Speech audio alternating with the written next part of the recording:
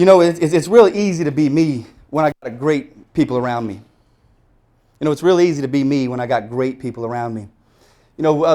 I had a great speech wrote for you guys today, and I was going to talk to you about all these things that I thought were really cool, and I was going to make myself look really good. And I started asking myself the question that what are most people coming into me asking me, especially the people that really know me? One of the questions I get asked the most is, how did you make it through the hard times? How did you make it when your company was struggling? How did you make it when you didn't know what was going on? Because there's a few people that know a lot about me. And I remember when I first started with the YBT. It was one of the first places I've ever came into a room where I honestly felt that the men just wanted to help. I just felt like the men wanted to help. I've been invited to all these luncheons where somebody wanted something from you. Can you help me out with this? Can you do this for me? We got this great charity organization, and you can give yourself out of all your money with all the good choices to give and good charities to give to right here in Tulsa. But when I walked into this room, and Ted Robinson and Don Hill were sharing, the pitfalls that they faced, and they weren't asking us for $1. They weren't asking us for any money. They weren't asking us to sponsor their youth team. It was all just, what can we do to help you get from where you're at to where you want to be? Now we start asking ourselves questions, right? Are we where we want to be? Is this the man that I want to be? Is this the legacy that I want to leave? Or is there something I'm going to have to do to become the man that I want to be? Maybe some of you guys just woke up this morning, you were the guy you wanted to be already. You've already done it. You've already accomplished it. But for me, when I look in the mirror, I see a lot of work that needs to be done. Not only on me, not only on the man in the mirror, but the people that are with me. It's a journey, it's a process, it's a step. So many of us want to see the final destination before we're willing to take the first step. God's not looking for people to know how to get there. He's looking for people that are willing to take one step and then link up with somebody else that's willing to get there with you. When I think about life, and I think about growing up as a child, and I think about the isolation that I placed myself under because, I didn't want anybody to know what I was going through. I wanted the outside world to see this guy who had all his stuff together, that had all his needs met, that this guy that was a stud. When I walked into a room, when I would walk into a room like this, I didn't care if you liked me, or at least I told myself I didn't care if you liked me. But I figured there was one or two people, those of you who would like me, those of you who would love me, and those of you who would hate me. But I promise every one of you would know me. You pick the three, but you will know me by the time I leave. So, I think about the YBT, and I'm walking into that first meeting, seeing Matt Moore there. And Matt, I love you, buddy. But, my first impression of Matt was, who is this kid? This kid's going to be our fearless leader? Yeah, right. But once I got to know Matt and his dedication and his heart, Matt's a guy, he stands by his convictions. He ain't backing down. I don't care if there's 100 people around him. He's standing for what's right. You know what? You need to surround yourself in life sometimes with some people that stand for what's right. What is right? Who's to say what's right? We all justify ourselves by our own intentions, but we judge the rest of the room by their actions. So how do we get our intent to line up with our actions? And how do we get to where we're kind of out of this judgment-free zone to where, what is my intent and then what was my actions? Because I would tell you, I'm getting a little ahead of myself, but I think it's where we're going. I never was a scared person in my life. There was a lady sitting up here. They have a luncheon in this room called ELS. And this lady said, what do you do when you're afraid? Now, she had two answers she was looking for. She said, you either run or you fight. Now, see, I grew up in Dale City, Oklahoma, and when you were scared, you hit the deck. It's like, how low can you go? Because when bullets start flying and you're 12 years old playing, Teenage Mutant Ninja Turtles, or what that game we used to play, Mark? We used to play Super Mario Brothers. And then all of a sudden the house is getting bullet holes in it. You're not running. You're not fighting. You're getting low. And so to me, those kind of things never really scared me. But when I woke up one day and I realized that I really could do anything that I want to do now, then I started asking myself the question, what is it that I'm going to do? Now, when I say anything that I wanted to do, I'm not talking about buy a G6. I would like to buy a G6, but I could rent one for the weekend. Because the way I grew up was I was always in a constant struggle to try to accomplish more than what I did the next day, and I was constantly always using everything that I had, depleting all my resources to do a little bit more or be a little bit bigger. And we're going to get back to that in a minute. But when I joined the YBT, it was a group of guys who really were interested in making sure that you had the tools, the resources that you needed to overcome any struggle that you were going through. A place that you could let your guard down. And it's hard to let your guard down. I've really just learned how to do this, guys, and what I'm going to share with you guys today is some stuff I've never shared with anybody. And I'm going to do my best not to get teared up and I'm going to do my best to be that strong guy I've always presented myself to the world. You know, and I started asking myself questions like, why do I got to be tough? You know, I went to school at Dale City Elementary. Not Dale City Elementary. I wish I went to Dale City Elementary. I went to Epperly Heights Elementary in Dale City. But, you know, I remember my first day walking into the school, and I'd never seen a trophy case in my entire life. And I seen these trophies, and I got a picture. My mom took this picture. But I said, Mom, take my picture in front of these trophies. These are my trophies. Because, you know, it was the first time in my life where I felt like I belonged to something. I knew I didn't win those trophies, but my school did.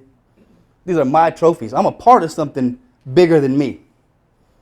You know, isn't that what we all want, guys? We always want to be a part of something that's bigger than me.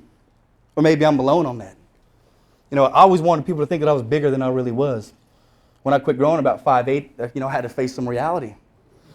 You know, but, you know, when I would walk through those schools at Epperly Heights, you know, I would tell people that my dad owned his own business, that we had our own business. And I was proud of that.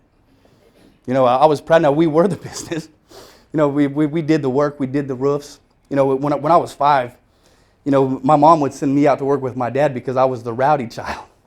You know, she could keep everything calm and cool. Now, my dad would tell you he thinks I was asking to go to work, but I promise you I was not asking to go to work. You know, as I'd go to work with my dad, I would see him doing these things that as a kid I would know they were just a bad idea. I'd be like, Dad, I mean, I know that's what you're thinking, Dad, but I think we could do it like this. You know, but I would have walked through those schools, and I was so proud of the fact that my dad had his own company. But, you know, I wanted people to think the company that was bigger than just me because, right, we always have that desire to be accepted and be part of something that bigger than what we really are, right? And so I want everybody to think that my dad has this huge company. And I had the students fooled, right? I mean, the students thought this guy is cool, man. Look at the way he dresses. This guy's got his stuff together. One year we had to write a paper about what we got for Christmas. I'm in the 3rd grade. If any of you guys are school teachers, don't ever ask your kids to write a paper about what they got for Christmas, okay? Because that's fine for the kids that got cool stuff, but what about the kid that didn't get nothing? What's he going to do? He's going to make something up, right? Because that's what I did. What do you think I'm going to write a whole big paper about? Hey, guys, guess what? I got nothing. No. So I wrote, I got the biggest Christmas tree, got 5 remote control cars, all these other things. The only thing I really remember is the remote control cars. And my teacher looked at me and she said, Ricky, why don't you just bring one of those remote control cars to school? My mom won't let me. I always had an answer for everything, then still do. You know, and it's, you know, and I just think it's funny how, you know, I've spent my life thinking that I don't care what people think about me, but I've always been so willing and quick to tell them exactly what they want to hear. You know, so this big, strong dude who everybody, or at least I think that I am, and I'm trying to present myself to the world, this big, fearless guy who doesn't need anybody in his life to help him succeed. You can be with me, you can be without me, it doesn't matter. I'm going to do what it takes. Because, right, that's what we do as men, right? We do what it takes. And if you're not with me, then get out of my way. And if you're in front of me, I'm going to run over you because I'm going to do what it takes to succeed. Am I the only one that's ever felt like that? Am I alone up here? Because y'all are looking at me like a deer with the headlights going, I'm not moving, that's just you, Ricky. You know, I've had this internal struggle of, you know, wanting to look at a guy like Mike Smith and say, Mike, I don't care if you're my friend or not. If you're not on my group, then go find your own group, or I'll start my own group. But at the same time, I'm telling everybody what they want to hear. So isn't that kind of an internal struggle? I'm over here thinking this, but I'm doing this, and so who am I lying to here? Right? I'm lying to myself, right? I'm trying to impress everybody, but I'm not trying to impress anybody. You know, and I would tell you when I really got a realization of who I was hurting when I was doing this. I've been married to my wife for about 14 years. And what do you say, about 9 of those have been happily married?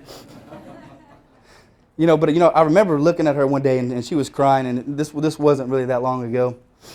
But, you know, she looked at me and she said, you know, you would never fight for me and you would never chase me and you would never run after me. I could leave today and you would never shed a tear. And she was crying because she thinks I wouldn't chase her. And it was a lie. I would chase her. But you know the kinds of things I would say to her? I can live life without you. I'm Ricky Hanks. I've made it with nobody this far. I don't need anybody. You want to leave me? That's fine. I want you. But if you left, I'll never shed a tear. And I watched the pain that I caused her that day. Because, you know, I almost lost everything proving nothing. Or almost lost everything proving something that wasn't even real because I did love her. I did need her, but I didn't want her to think that she had me. You know, I didn't want her to think that I had to have her to enjoy my life. So I started asking myself, where does this pain come from? Where does want to avoid pain come from in my life? Or am I the only person that likes to avoid pain? Or, or at least cover up my pain? Am I the only person that tries to cover up my pain? God, man, y'all are a tough crowd in here. Well, me. Let's just talk about me, because I'm the guy back here that, used to try to cover up his pain, because you know what? I'm Ricky. I'm tough. I don't hurt. I don't have feelings. You can't hurt me. And I started asking myself, where did this come from? Now, my dad was a bowler. He loved to bowl. You could wreck a car. My dad would be cool with it. You could, end up in jail. My dad would be cool with it. It doesn't matter. But if you don't bowl right, or if you don't look at a customer right, if you don't say something right, now my dad's going to bring the pain. And I remember my dad used to squeeze our necks. You know where your pressure points are in your neck?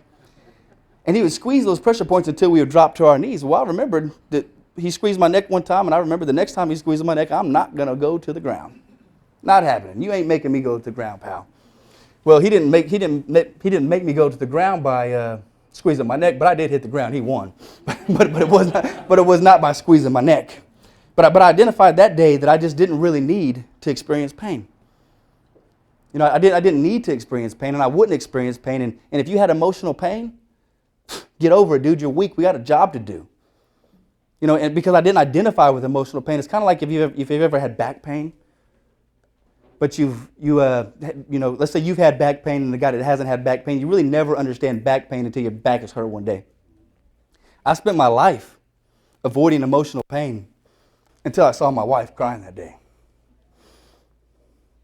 And I saw her crying over something that wasn't real. This thing that I made up. This thing that I made up about life, and I could do it without anybody. Now let's talk about the YBT. And as you start letting your guard down, and you're letting people in, I had acquaintances. I had what you call surface level friends. People are your friends over here, but they only know the good things about you. They only know what you show them. They only know what you want them to see. Because I was a great hider. I mean, I could hide things. I could be having the worst day of my life, and I could put on a smile, and nobody would know it. And I thought that's just what you did, right? Because the world doesn't need to see your weakness. They don't need to see your pain, because what is pain? Pain is weakness, right? So because I had taught myself to cover up pain, I didn't understand other people's pain. And I tell you what, part of me wishes I never understood it, because I think emotional pain can be the worst kind of pain to have. Because until your heart is hurt, you don't know what it's like to hurt somebody's heart. I got guys. James has been with me. Where's James? Is James here today? James, can I tell the story about how we met? Is that okay with you? James has been working for me for 20 years. You say, you're 14 when you were 20. That's right. I was 14. Remember, I had a business. we were in charge. We would do anything from passing out flyers to knocking on doors, whatever we needed to do to get the job done, because that's what we do, right? We got to drive that Cadillac. got to have that Cadillac. But James, we're in the 7th grade, and James' sister was really cool. We went to Delcrest Junior High. And if y'all don't know what Delcrest Junior High is, it's, the junior high school was from 7th to 9th grade. And so the 9th graders kind of thought they ruled the school. Well, I had a little bit of a problem with that. Or let's say I had a lot of a problem with that. So James, since James' sister was our little prom queen, and James was kind of the popular kid, right? First day of school, all these 9th graders want to get in there and beat up James. And I'm thinking, well, I don't even know James, but we're kind of 7th graders, and I'm going to help this kid out. So I just hop in front of James, and I start socking out all these 9th graders. And you know what I learned about these guys? Bullies don't want to fight. They want somebody they can pick on. And I didn't want to fight either, but I just knew, James is over there. This is a 7th grade school now. And so that kind of got us on a journey, as this is the 7th grade school. But anyways, I met James on the 7th grade in the locker room, jumping in front of him to protect him from a bunch of bullies trying to beat him up. And people think I'm intimidating. But I think if they really know me, the people that know me the best, they know that's my heart. So I've been this guy that's tried to avoid pain, run from pain, and not need pain, or at least be afraid to admit that I had it. And then I started looking at the pain that I caused the people around me. And I did this over the last 4 years. And, most people don't even really know why T-Town changed from U.S. Housecraft to T-Town Roofing. I've never really told this true story. I haven't lied, but I just haven't told the true story. Well, I'm all over the place here, but I'm just going to stay going all over the place. Everybody with me? Is anybody getting anything? Okay. Is anybody getting something? Is what I'm trying to be with y'all is just real. I've spent my whole life trying to give this persona of I've got it all together. And I'm just done trying to act like I got it all together. Donald Trump said I made all my own money. No, I'm not no self-made man. Without the people in this room to help me do everything that I've accomplished, I would be not worth listening to. I would have nothing to say, but the people who have fought with me through the hard times when it's got tough. You know, I've had people walk out and leave because it's got so tough. They're like, Ricky, you owe $150,000 on Friday. And I'm like, it's only Tuesday. You know, we've got 3 days left. Just stick with me. You know, but so in 2010, where our numbers were looking really good, but it wasn't good enough for me. You know, we're a roofing company. We're, you know, doing better than most roofing companies I knew. But I got this idea that I wanted to be number one. I wanted to be the best. Not only did we do the best roofs, but I wanted to do the best product, and I also wanted to make sure everybody knew who we were. I wanted to be the number one roofing company in town. I didn't want anybody else to be able to do any roofs. I wanted to do them all. Now, we know that's not possible. I couldn't possibly do all the roofs. But as I started on this journey, I started spending every extra dime that we had in my marketing campaign. You know, so one of the questions that I've learned to ask myself is, you know, is the pain worth the gain? You know, because, you know, we go to the gym, right? We lift some weights, and has anybody ever been to the gym before? Has anybody, you remember that first time you did bench press and 2 days later your chest is just so sore?